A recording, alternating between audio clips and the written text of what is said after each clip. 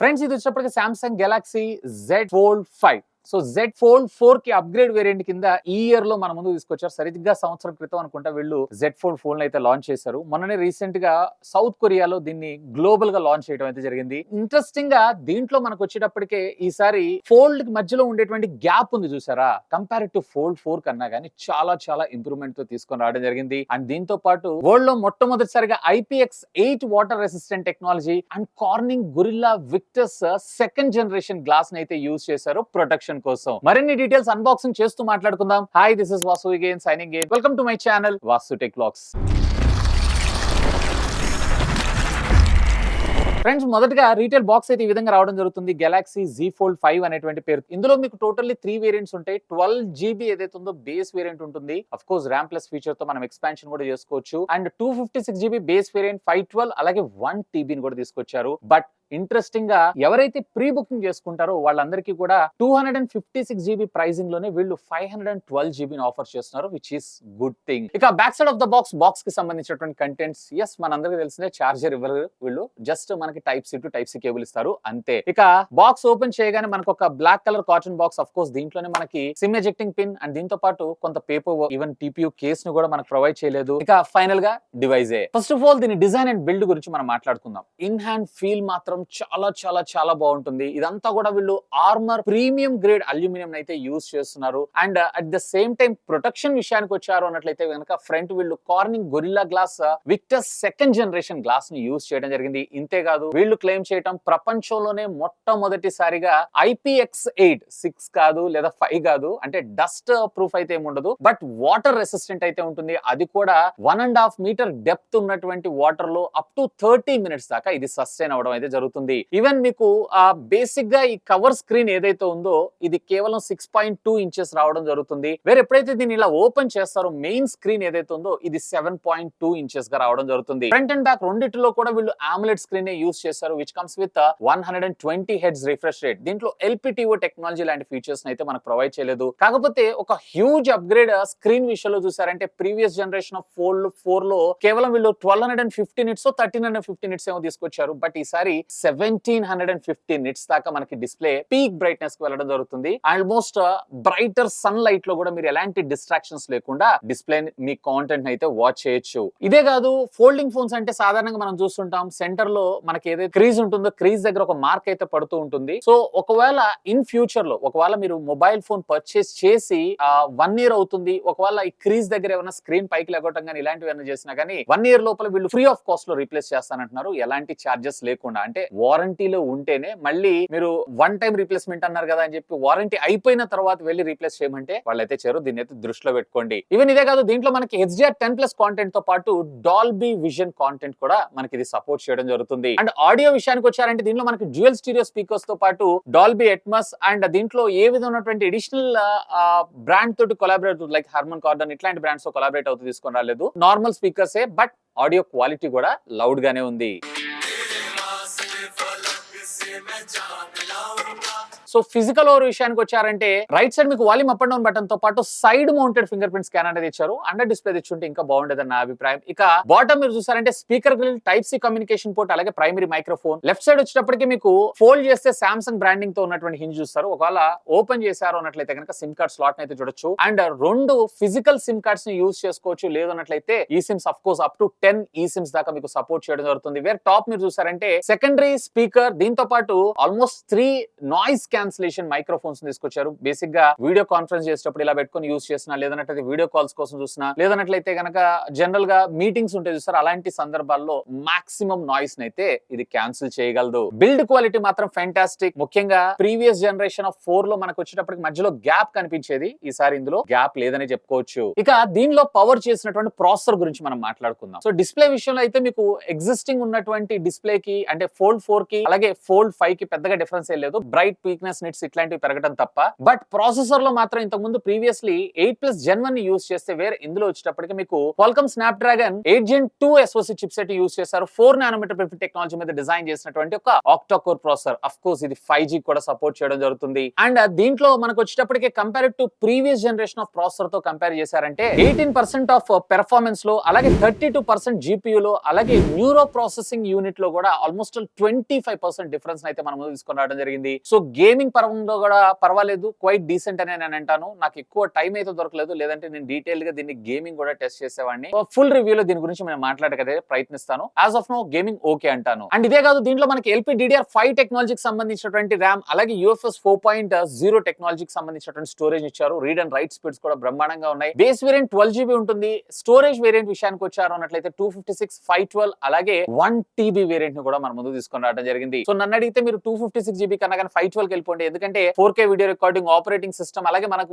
Additional గా install చేసేటువంటి apps వీటన్నిటి చూసుకున్నారు అన్నట్లయితే కనుక 256 కన్నా కానీ మీకు 512GB వేరియంట్ ఏదైతే ఉందో బెటర్ అయ్యేటువంటి ఆప్షన్ అయితే ఉంది. ఇక కెమెరా డిపార్ట్మెంట్ విషయానికి వద్దాం. కెమెరాస్ లో మాత్రం ఎగ్జిస్టింగ్ ఉన్నటువంటి Z Fold 4 తో కంపేర్ చేస్తే ఏమీ అప్గ్రేడ్ లేదు, ఆల్మోస్ట్ సేమ్. మేబీ సెన్సార్ లో ఏమైనా అప్గ్రేడ్ చేశారు, అలాగే ఫీచర్స్ పరంగా కొత్తగా తీసుకొచ్చేటువంటి అవకాశం అయితే ఉంది. నాకైతే ఎక్కువగా ఎక్స్ప్లోర్ చేయడానికి అయితే టైం దొరకలేదు. బట్ దీంట్లో ప్రైమరీ సెన్సార్ ఏదైతే ఉందో 50 megapixel which comes with optical image stabilisation తో రావడం జరుగుతుంది. లో లైటింగ్ లో కావచ్చు, లేదా డే లైట్ కండిషన్స్ లో కావచ్చు, లేదా షేకీ ఇమేజెస్ ఉంటాయి చూసారా, ఇలాంటివన్నీ కూడా ప్రాపర్ గా మీరు ఫొటోస్ అయితే క్యాప్చర్ చేసుకోవచ్చు ఎలాంటి ప్రాబ్లం లేకుండా. అండ్ దీంట్లో మరొక 12 megapixel ultra wide angle camera మనం తీసుకొచ్చారు. Of course field of view కూడా పర్వాలేదు, బానే ఉంది. ఆల్మోస్ట్ మీకు 115, 116 డిగ్రీస్ దాకా దీని ఫీల్డ్ ఆఫ్ వ్యూ అయితే రావడం జరుగుతుంది. But as usual ultra wide angle లో ఎక్కువగా మనం HDR అయితే మిస్ అవుతూ ఉంటాం. బట్ దీనిలో పర్వాలేదు, క్వైట్ డీసెంట్ గానే ఉంది. కానీ ఇంకొంచెం బెటర్మెంట్ గా తీసుకొచ్చుంటే ఇంకా బాగుండేదని నా అభిప్రాయం. ఈవెన్ మీకు ఇందులో అప్ టు ఫోటోగ్రఫీలో వచ్చేటప్పటికే 30x దాకా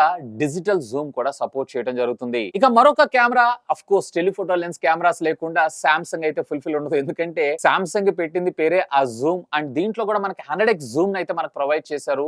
పర్వాలేదు, క్వైట్ డీసెంట్ ఫోటోగ్రాఫ్స్ అయితే మీరు దీని ద్వారా క్యాప్చర్ చేయొచ్చు. ఇక ఫ్రంట్ వచ్చేటప్పటికి వీళ్ళు 10 మెగాపిక్సెల్ కెమెరాని తీసుకొచ్చారు. ఓకే అని అంటాను. బట్ ఖచ్చితంగా సామ్సంగ్ అయితే దీని మీద ఇంకా వర్క్ చేయాలి. వేరే కవర్ స్క్రీన్ లో ఉన్నటువంటి కెమెరా ఏదైతే ఉందో పర్వాలేదు, బానే ఉంది. బట్ ఎప్పుడైతే మీరు ఇట్లా ఓపెన్ చేస్తారో, సో ఓపెన్ చేసినప్పుడు ఇక్కడ ఉండేటువంటి కెమెరా ఏదైతే ఉందో చాలా చాలా దారుణంగా ఉంది. అంటే ఫోల్డ్ చేసినప్పుడు ఉండేటువంటి కెమెరా, మెయిన్ స్క్రీన్ మీద ఉండేటువంటి కెమెరా ద్వారా మీరు బెటర్ పిక్చర్స్ అలాగే వీడియోస్ అయితే క్యాప్చర్ చేయొచ్చు. అండ్ స్టెబిలైజేషన్ కూడా ఉంది, సౌండ్ కూడా వినొచ్చు. సో రేర్ వీడియో రికార్డింగ్ కాంపాక్టబిలిటీ విషయానికి వచ్చారంటే 8K 30 FPS దాకా మీరు వీడియోస్ అయితే రికార్డ్ చేసుకోవచ్చు. అఫ్ కోర్స్ 4K 60 and 30, అలాగే ఫుల్ HD లో 30, అలాగే 60. అలాగే ఫ్రంట్ వీడియో రికార్డింగ్ విషయానికి వచ్చారు అన్నట్లయితే కనుక మీకు ఇన్ కవర్ లో వచ్చేటప్పటికే మీకు కేవలం ఫుల్ HD లో 60 మాత్రం రావడం జరుగుతుంది. బట్ ఫ్రంట్ కవర్ స్క్రీన్ ఏదైతే ఉందో క్లోజ్ చేసి మీరు వీడియో రికార్డ్ చేసుకున్నారు అన్నట్లయితే వేరే ఇక్కడ మీకు 4K 60 FPS దాకా మీరు వీడియోస్ అయితే రికార్డ్ చేసుకోవచ్చు. ఇంటర్నల్ గా ఉండేటువంటి ఈ కెమెరాని కూడా కొంచెం బెటర్ గా తీసుకొచ్చుంటే బాగుండేది. ఎందుకంటే మీటింగ్స్ చేసేటప్పుడు ఎక్కువగా మనము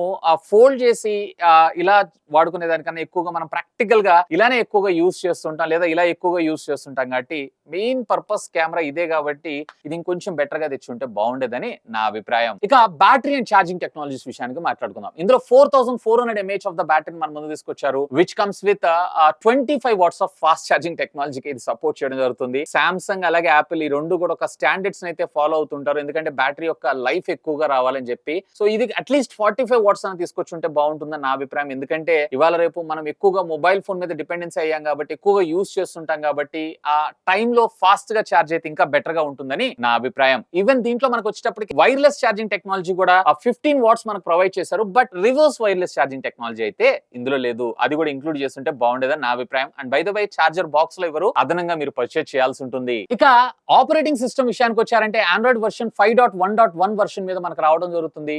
వీళ్ళు ఈ ముఖ్యంగా ఫ్లాగ్షిప్ సిరీస్ ఫోన్స్ అన్నిటిలో కూడా 4 major upgrades and 5 years of security patches ని మనకు ప్రొవైడ్ చేస్తారు. 13 ఆల్రెడీ ఎగ్జిస్టింగ్ ఉంది కాబట్టి 14, 15, 16, 17 దాకా మీరు కళ్ళు మూసుకొని దీనైతే యూజ్ చేసుకోవచ్చు. Along side 5 years of security patches అంటే ఇది చిన్న విషయం కాదు. అండ్ అఫ్ కోర్స్ ఇందులో మనకి బ్లాట్వేర్ లాంటివి కూడా నేను ఎక్కువగా అబ్జర్వ్ చేయలేదు. ఓన్లీ సామ్సంగ్ కి సంబంధించినటువంటి యాప్స్ మాత్రమే మనకు రావడం జరుగుతుంది. అండ్ అఫ్ కోర్స్ మీకు రిక్వైర్మెంట్ లేదు అంటే నెట్ఫ్లిక్స్ లాంటి ఇలాంటి వాటి అనేది మీరు అన్ఇన్స్టాల్ కూడా చేసుకోవచ్చు. అండ్ ఈవెన్ దీంట్లో ఇంకొక ఇంట్రెస్టింగ్ పార్ట్ ఏంటి అంటే రెగ్యులర్ గా ఉండేటువంటి ఆండ్రాయిడ్ ఆపరేటింగ్ సిస్టమ్ కాకుండా దీంట్లో వీళ్ళ ఫ్లిప్ అలాగే ఫోల్డ్ సిరీస్ మొబైల్ ఫోన్స్ కోసం మరింత బెటర్ గా గూగుల్ తో కొలాబరేట్ అవుతూ కస్టమైజేషన్ చేశారు. ఉదాహరణకి ఫర్ ఎగ్జాంపుల్ ఇప్పుడు మీరు ఇప్పుడు ఓపెన్ చేశారు, ఓపెన్ చేసినప్పుడు జస్ట్ మీకు డైరెక్ట్ గా ఇక్కడ కింద లైక్ మనకి సిస్టమ్స్ లో టాస్క్ బార్ మీద మనకి ఐకాన్స్ ని పిన్ చేసుకుంటాం చూసారా, సేమ్ అదే విధంగా మనకి ఇక్కడ రావడం అంటే మరింత ఫ్లెక్సిబుల్ గా మరింత మోర్ యూటిలైజబుల్ గా, అంటే ఏదో ఫీచర్ ఇచ్చాము ఫోల్డ్ ఇచ్చాము అన్నట్లు కాకుండా బెటర్ ఫీచర్స్ అన్నిటిని ఇంటిగ్రేట్ చేస్తూ దీని ఆపరేటింగ్ సిస్టమ్ ని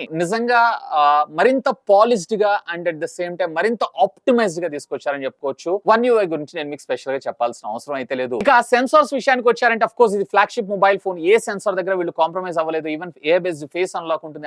under display fingerprint scanner కాదు, side mounted fingerprint scanner ఇచ్చారు. అల్ట్రా ఇచ్చుంటే ఇంకా బెటర్ గా ఉండేదని నా అభిప్రాయం. ఈవెన్ ఇక వైర్ అండ్ వైర్లెస్ ఫీచర్స్ విషయానికి వచ్చారంటే ఇది ట్రై బ్యాండ్ వైఫై తో పనిచేస్తుంది. అంటే వైఫై అలియన్స్ 6 పనిచేస్తుంది. డ్యూయల్ బ్యాండ్ 2.4 అలాగే 5 GHz గా మనకు రావడం జరుగుతుంది. బ్లూటూత్ 5.3 టెక్నాలజీ, ఎన్ఎఫ్సి కూడా ఇంటిగ్రేట్ చేశారు. అండ్ దీనిలో వివో వైఫై కాలింగ్ సర్వీసెస్ తో పాటు క్యారియర్ అగ్రిగేషన్ కూడా మనకు సపోర్ట్ చేయడం జరుగుతుంది. బేసిక్ గా ఈ ఫ్లిప్ ఫోన్స్ అనేవి ఎవరికి ఎక్కువగా ఉపయోగపడుతూ ఉంటాయి అంటే ఒకవేళ ఫర్ ఎగ్జాంపుల్ మొబైల్ ఫోన్ లాగా కొంతసేపు అలాగే ట్యాబ్ లాగా కొంతసేపు యూజ్ చేసుకునే వాళ్ళు, ముఖ్యంగా చెప్పాలంటే బిజినెస్ పీపుల్స్ ఎవరైతే ఉన్నారో ఎక్సెల్ షీట్స్ ఎక్కువగా యూజ్ చేస్తుంటారు లేదా ఎంఎస్ ఆఫీస్ ఎక్కువగా యూజ్ చేస్తుంటారు ఆన్ ద గోలో, అలాంటి సందర్భాల్లో మీకు ఇది చాలా బాగా ఉపయోగపడడం జరుగుతుంది. అండ్ బై ద బై దీంట్లో మనకి సామ్సంగ్ డెక్స్ కూడా రావడం జరుగుతుంది. డైరెక్ట్ గా మీ స్మార్ట్ టీవీకి టైప్ సి కమ్యూనికేషన్ పోర్ట్ ద్వారా డైరెక్ట్ గా విజే కేబుల్ అడాప్టర్ ఏదైనా ఉంది అన్నట్లయితే పెట్టుకొని డైరెక్ట్ గా మీరు ఒక అవుట్పుట్ డిస్ప్లే లాగా దీన్ని యూజ్ చేసుకోవడంతో పాటు ఒకవేళ మీ దగ్గర మానిటర్ ఉందనుకోండి, దీనికి అడిషనల్ గా కీబోర్డ్ అండ్ మౌస్ ని యూజ్ చేస్తూ ఒక ఆండ్రాయిడ్ ఓఎస్, ఇంకా చెప్పాలంటే క్రోమ్ ఓఎస్ తో రన్ అవుతున్నటువంటి ఒక ల్యాప్టాప్ సెటప్ ని కూడా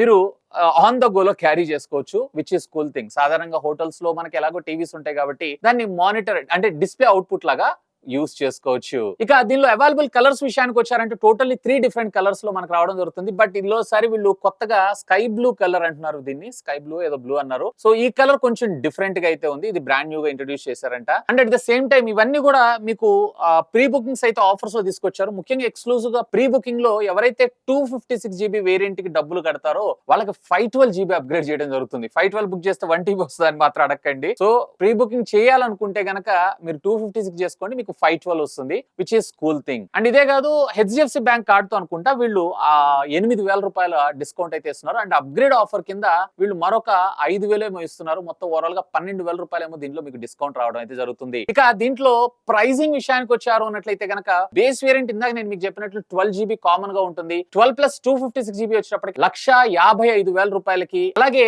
12 ప్లస్ 512 GB వేరియంట్ ఏదైతే ఉందో 1,65,000 రూపాయలు, అలాగే 12 ప్లస్ 1 TB వేరియంట్ వచ్చేటప్పటికే సుమారుగా వీళ్ళు 1,85,000 రూపాయలు ఛార్జ్ చేస్తున్నారు. బట్ నేను ఇందాక మీకు చెప్పినట్లు బేస్ వేరియంట్ 256 1,55,000 రూపాయలు బుక్ చేసుకోండి, మీకు 512 GB వేరియంట్ వస్తుంది. అంటే అక్కడ కూడా స్ట్రైట్ ఫార్వర్డ్ మీకు ఒక 10,000 రూపాయలు డిస్కౌంట్ వచ్చినట్లే. అంటే ఓవరాల్ గా మీకు base variant 12 plus 512 GB pre booking చేసుకుంటే అరౌండ్ కార్డ్ ఆఫర్స్ అప్గ్రేడ్స్ అన్ని తీసేస్తే మీకు 1,41,999 రూపాయలకు రావడం జరుగుతుంది, విచ్ ఇస్ గుడ్ డీల్ అని అంటాను. కంపేర్డ్ టు జెడ్ ఫోల్డ్ 4 కన్నా కానీ ప్రైస్ ఈసారి కొంచెం తక్కువగా పెట్టారనే నా అభిప్రాయం. ఇక ఫైనల్ గా నా కంక్లూజన్, అసలు ఎవరికి మొబైల్ ఫోన్? నేను ఇందాక మీకు చెప్పాను కదా, మల్టీ పర్పస్ గా యూటిలైజ్ చేసుకోవాలి, మల్టీ స్క్రీన్ ఫ్లెక్సిబిలిటీ కావాలనుకున్న వాళ్ళైతే have a look on that. ఇక దీన్ని పక్కకు పెట్టారంటే ఆల్రెడీ జెడ్ ఫోల్డ్ 4 ని నేను యూజ్ చేస్తున్నాను, జెడ్ ఫ్లిప్ 5 కి నేను అప్గ్రేడ్ అవ్వచ్చా అని అంటే నన్ను అడిగితే గనక అవసరం లేదని నేను చెప్తాను. ఎందుకంటే ఒక ప్రాసెసర్ తప్ప, అలాగే ఈ మధ్యలో ఉండేటువంటి గ్యాప్స్ తప్ప మీకు పెద్దగా డిఫరెన్స్ అయితే ఏముండదు. ఆల్మోస్ట్ కెమెరా, డిస్ప్లే ఇవన్నీ కూడా మనం సేమ్ చూస్తూ ఉన్నాం. కాకపోతే ప్రొటెక్షన్ కొంచెం బెటర్ గా తీసుకొచ్చారు అంతే. ఒకవేళ లేదు నేను ఇంతవరకు ఫోల్డ్ ఫోనే యూజ్ చేయలేదు, ఫస్ట్ టైం నేను అప్గ్రేడ్ అవ్వాలనుకుంటున్నాను అన్నట్లయితే కనుక, ఒకవేళ నేను ఇందాక మీకు చెప్పినట్లు మల్టీ పర్పస్ అంతా యూటిలైజేషన్ బాగా అవసరం ఉంటుంది అన్నట్లయితే simply do have a look on that. Anyway ఈ ప్రొడక్ట్ సంబంధించిన లింక్ ఈ వీడియో కింద ఉన్నటువంటి డిస్క్రిప్షన్ లో ప్రొవైడ్ చేస్తాను. Feel free to use my links. That's all for today. This is Vasu signing off. Have a great day.